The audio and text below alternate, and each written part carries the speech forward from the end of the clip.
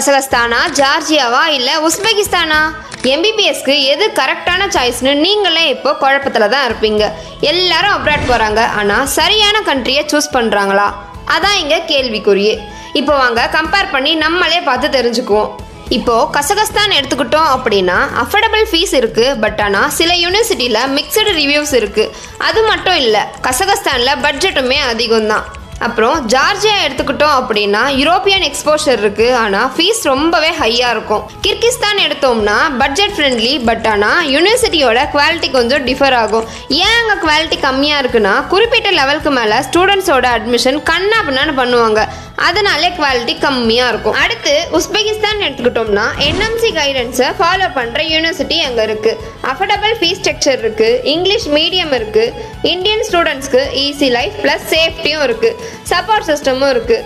So எல்லாத்தையும் compare பண்ணி பார்க்கும்போது உஸ்பெகிஸ்தான் தான் பேலன்ஸ் பண்ணி காஸ்ட் ப்ளஸ் கம்ஃபர்ட் அண்ட் கிளாரிட்டியும் தராங்க. நல்ல எம்பிபிஎஸ் கனவையும் நனவாக்குறதுக்கான சப்போர்ட் சிஸ்டமும் தராங்க.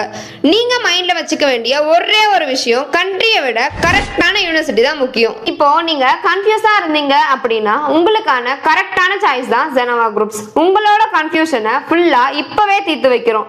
அதுக்கு நீங்கள் ஸ்க்ரீனில் தெரிய நம்பருக்கு கான்டாக்ட் பண்ணி உங்கள் எம்பிபிஎஸ் கனவை நனவாக்கிக்கோங்க. நீங்கள் ஜெனோவா குரூப்ஸை கான்டாக்ட் பண்ணாலே போதும், மற்றதெல்லாம் நம்ம டீம் பார்த்துக்குவாங்க. அப்புறம் அட்மிஷன் ஓப்பன் ஆகிடுச்சு, கொஞ்சம் சீட்ஸ் தான் அவைலபிள் இருக்கு.